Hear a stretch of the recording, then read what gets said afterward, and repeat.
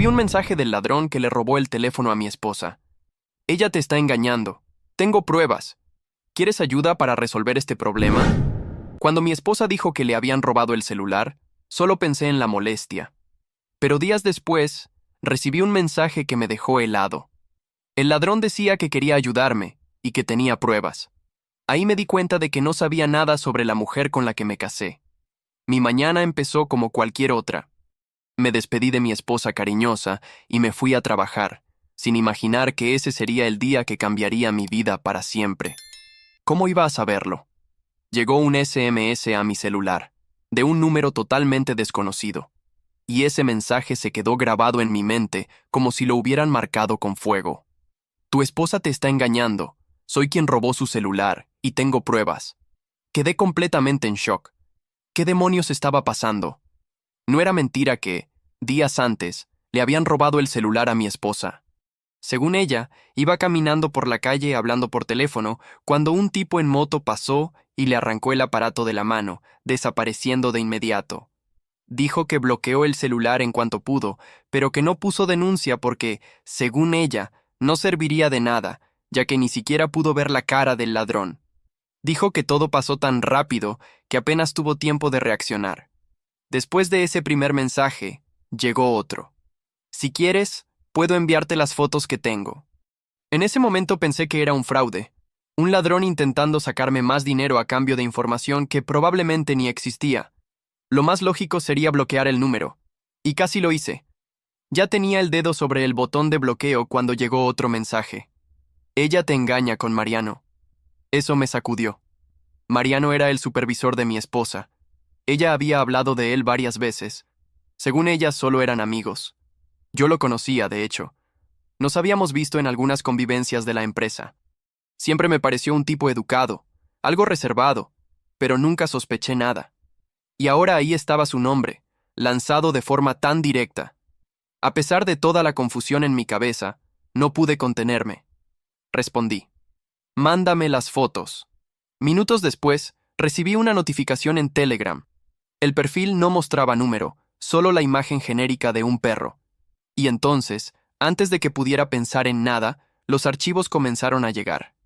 Primero fueron fotos. Ahí estaba Sara, mi esposa, acostada en la cama con Mariano, los dos abrazados. Fotos íntimas. Luego vinieron capturas de conversaciones, decenas de mensajes, algunos subidos de tono, otros más casuales, pero todos dejando claro que su relación estaba lejos de ser solo profesional. Después, llegaron audios, videos. Fue como si me hubieran arrojado una tonelada de concreto encima. ¿Cómo pudo hacerme esto? Días antes, estábamos hablando de tener hijos. Ella parecía emocionada con la idea. Hasta lloró abrazándome cuando le dije que por fin me sentía listo. Y ahora descubría que, mientras hablaba de formar una familia conmigo, estaba en la cama con otro hombre. Después del último video, llegó otro mensaje. Lo siento, hermano. Puedo ser ladrón, pero odio a los traidores. Si quieres vengarte, nomás llámame. Estaba fuera de mí. Lo leí todo de nuevo.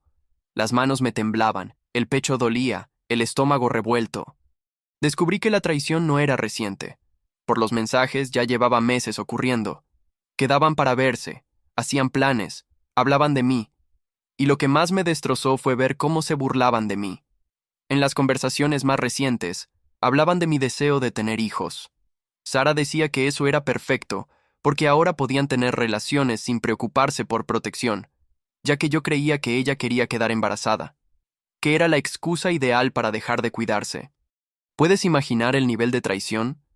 No pude trabajar. Una parte de mí quería ir a su oficina, plantarme frente a su escritorio y gritar todo ahí, frente a todos. Quería exponerla, humillarla, hacerla pasar la mayor vergüenza de su vida. Y a Mariano también. Porque sí, Mariano estaba casado. Tenía 2 hijos. Podía destruir su vida si quería. Y créeme, consideré esa opción. Pero no era suficiente. No quería solo exponerlos. Quería que pagara. Quería que se arrastrara. Que suplicara perdón. Que sintiera una 10ª parte de la humillación y el asco que yo sentía. Quería venganza. Quería ver sangre. Y entonces se me ocurrió una idea, tan absurda, tan baja. que hasta yo me sorprendí de lo que fui capaz de pensar. Pero en ese momento, no dudé. No sentí culpa, solo rabia. Y la verdad es que, a partir de ahí, no paré. Le escribí al ladrón, a quien, para facilitar, llamaré Roberto. Mandé un solo mensaje. Necesito tu ayuda para hacerla pagar. Quiero que confiese todo. Que se arrastre pidiendo perdón. ¿Me ayudas con esto? Un segundo después respondió. Cuenta conmigo. Quiero que sepan algo antes de seguir. Roberto y yo hablamos de muchas cosas, pero él siempre fue muy cuidadoso con lo que decía. Nunca me dio información que pudiera comprometerlo, nada de nombres, lugares o detalles técnicos. Pero, por otro lado, tampoco me pidió dinero ni intentó aprovecharse de la situación. Todo lo que hizo fue, según él mismo dijo, porque odiaba ver a un hombre siendo engañado por alguien en quien confiaba. Esa misma tarde, estuvimos intercambiando mensajes un buen rato. Yo aún estaba en shock, pero sentía una rabia quemándome por dentro. Decidimos empezar con algo ligero, nada que pusiera a nadie en riesgo, solo para medir la reacción de Sara y ver hasta dónde podíamos presionarla. Roberto le mandaría un mensaje, usando un número desechable diciendo que era él quien había robado el celular. Le diría que sabía de toda la traición, y si no quería que yo me enterara, tendría que pagar la cantidad que acordamos. Fueron $10,000, una suma que ella no podría conseguir sola, al menos no sin levantar sospechas. Mandó el mensaje justo cuando yo regresaba a casa. Al entrar, la vi. Estaba nerviosa, es difícil de explicar, pero lo noté de inmediato. Me miró con una mezcla de miedo y confusión, como si esperara que dijera algo, pero al mismo tiempo rezando para que me quedara callado. Le pregunté si todo estaba bien, y dijo que sí. Insistí un poco más, y mencionó que tuvo un día difícil en el trabajo, que estaban enfrentando varios problemas internos, que el jefe estaba de mal humor, y que no quería hablar de eso. El resto de la noche se la pasó pegada al celular. Fue al baño al menos 4 veces, quedándose varios minutos encerrada. Mientras tanto, Roberto me iba enviando capturas de la conversación. Sara decía que era imposible conseguir ese dinero, que no podía juntarlo tan rápido. Y él, frío, respondió: Entonces le preguntaré a tu esposo cuánto estaría dispuesto a pagar por las pruebas de tu traición. Ella suplicaba que no lo hiciera. Pedía tiempo. Decía que necesitaba pensar. Roberto aceptó darle una semana, ni un día más, escribió. Esa noche, se acostó sin decir una palabra. No quiso ver nada, ni video, ni libro, ni hablar. Solo se dio la vuelta y se quedó en silencio. Yo tampoco dije nada. Solo me acosté a su lado fingiendo que todo estaba normal, mientras mi mente hervía con las conversaciones con Roberto. Intenté entender cómo había descubierto todo eso. Le pregunté cómo tuvo acceso a la información del celular, porque al reportar un robo, el aparato no debería estar bloqueado. No dio muchos detalles, pero explicó lo suficiente. Dijo que Sara estaba hablando por teléfono cuando él le arrancó el celular, así que el aparato aún estaba desbloqueado, y que tenía la costumbre de dejarlo encendido un tiempo antes de venderlo o formatearlo, para ver si encontraba algo útil. Fue así como aparecieron algunas fotos, íntimas, y por curiosidad, empezó a revisar. Por las conversaciones, se dio cuenta de inmediato que el tipo de las fotos no era el esposo, y eso, según él, lo enfureció. Entonces contactó a un conocido que suele clonar los aparatos antes de formatearlos y pidió que hicieran una copia de todo. Fue así como encontró mis datos y decidió contactarme.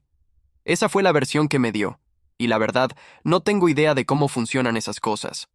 Volviendo a la historia, al día siguiente, Roberto ignoró por completo a Sara. Ella mandó varios mensajes intentando negociar, pidiendo más tiempo, diciendo que era imposible juntar esa cantidad, rogando compasión. Él solo respondió por la noche, con un mensaje corto. Ahora solo te quedan 6 días. Mientras tanto, en casa, Sara seguía sin confesar nada.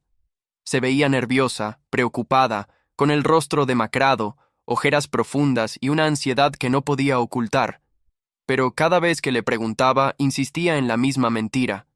Problemas en el trabajo. Entonces, Roberto y yo decidimos aumentar la presión. Esta vez, él contactó a Mariano, el amante. Le dijo prácticamente lo mismo, que sabía todo, que tenía pruebas, y que, Si no quería que su esposa y sus hijos se enteraran, tendría que pagar. La reacción de Mariano fue muy diferente. Primero, amenazó con ir a la policía. Dijo que denunciaría a Roberto. Y Roberto, tranquilo, respondió: «Está bien. Entonces le paso todo al esposo de Sara y dejo que él se encargue». Unas horas después, el tono de Mariano cambió.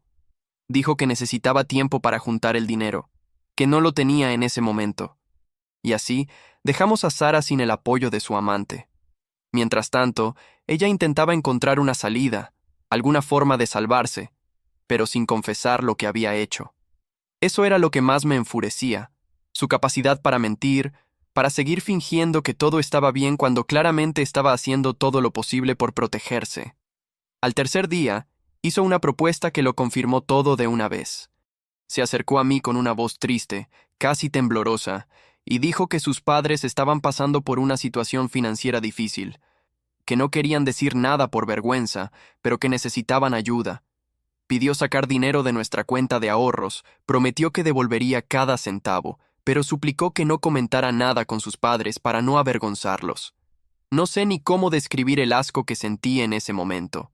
Ahora estaba involucrando a sus propios padres en la mentira. Entonces apretamos más. Roberto le escribió de nuevo, esta vez con un nuevo tipo de presión. Le pidió que enviara fotos desnuda. Dijo que estaba cansado de esperar. Sara se negó. Dijo que jamás haría eso, que no podía exigirle algo así. Y él respondió: «Ya tengo muchas fotos tuyas siendo infiel, y los videos son explícitos. No te hagas la santa conmigo ahora». Al final, ella aceptó. No podía creerlo. Roberto me envió capturas de todo.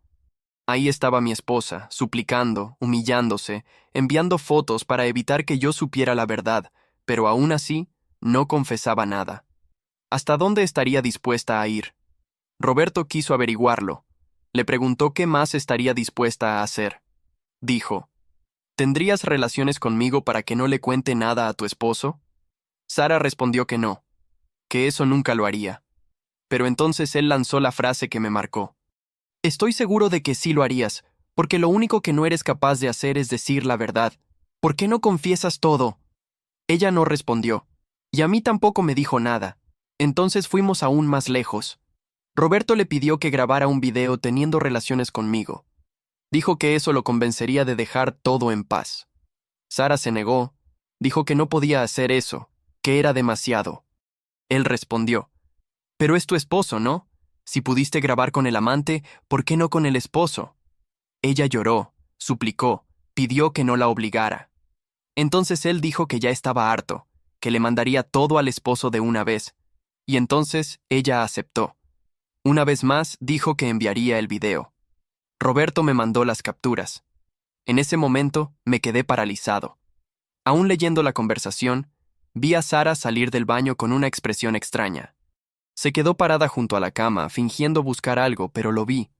Vi cómo acomodó el celular apuntando hacia la cama, intentando ocultarlo, y de repente se desnudó.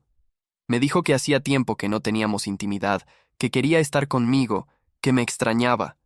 Pero todo lo que sentía era asco. Le dije que me dolía la cabeza, que no tenía ganas.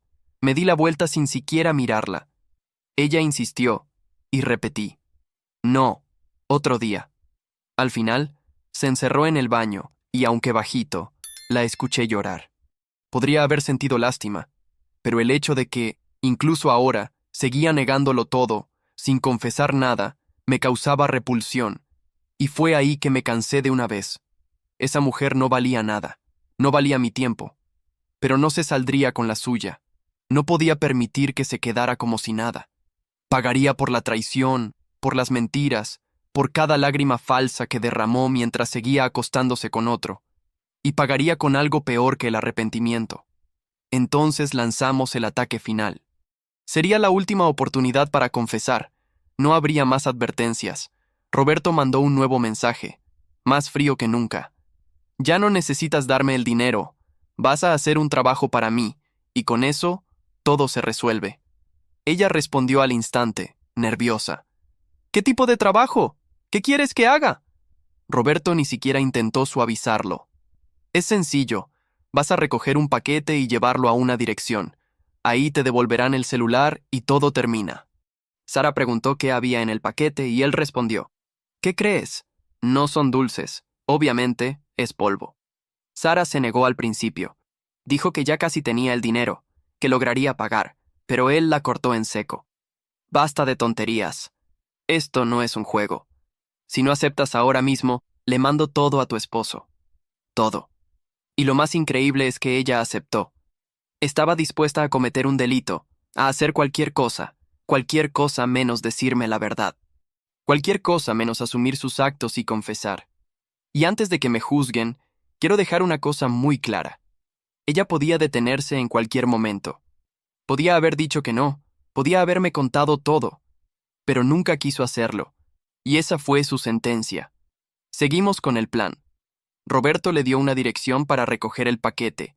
Quedó acordado. Sábado, a las 4 de la tarde. Iría sola en el coche. Solo pararía en una esquina, bajaría la ventana y recibiría el paquete. Solo eso. Luego, lo llevaría a otra dirección, y ahí, según él, le devolverían el celular y todo terminaría. El día acordado, Sara salió de casa nerviosa. Disimuló su salida diciendo que iba a visitar a una amiga, pero se notaba que estaba tensa. La seguí de lejos, en otro coche, sin que me viera. A pesar de todo, sentí lástima. Había sido mi esposa, crecimos juntos, y ahora estaba conduciendo directo hacia su propia ruina. Paró exactamente donde Roberto había indicado. Una moto se acercó, como estaba planeado, y por la ventana le entregaron un paquete sellado, pequeño, envuelto en papel marrón. Ella lo tomó y siguió manejando. Minutos después, Roberto mandó la dirección de entrega y le recordó: «No olvides pedir tu celular». Ella respondió solo con un ok y continuó el trayecto. Fue ahí cuando hice la llamada.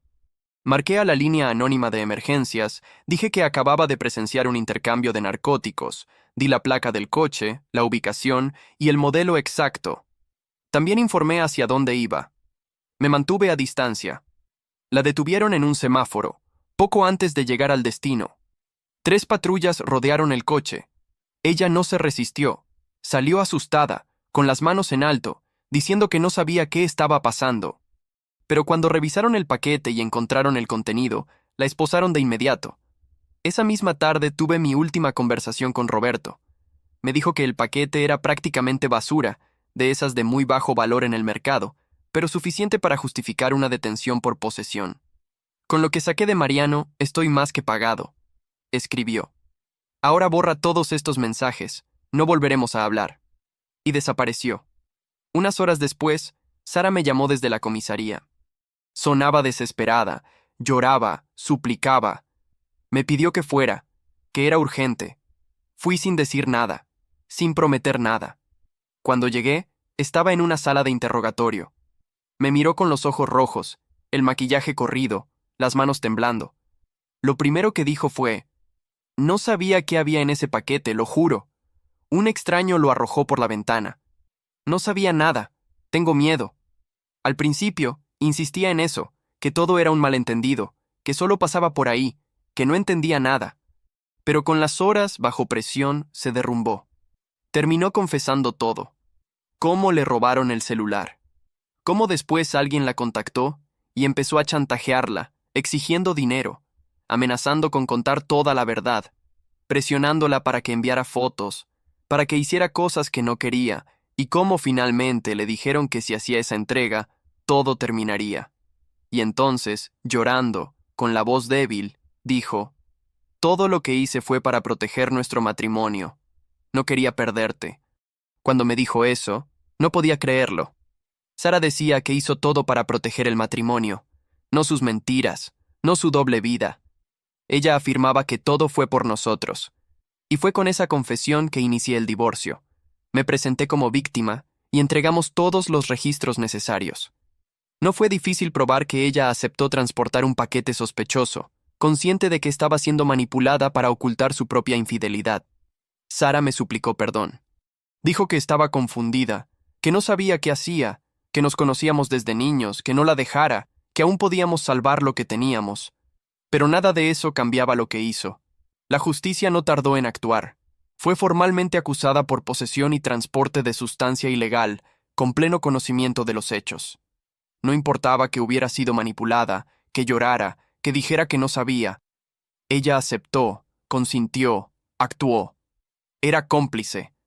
La condenaron a 8 años de prisión. Y mientras todo esto pasaba, me aseguré de que su amante también tuviera lo que merecía. Compilé todo: videos, audios, capturas de pantalla, fechas, lugares, todo lo que involucraba a Mariano. Lo envié de forma anónima al correo interno de la empresa donde trabajaba. También lo compartí con algunos de sus contactos. Quería que, si alguna vez pensara en seguir viendo a Sara o encubrirla, supiera que ahora ella estaría muy lejos y que él también tenía sus propios problemas. Por lo que supe, su esposa lo echó de la casa. No sé si terminaron divorciándose, y la verdad, no me importa. Ese es el fin para mí.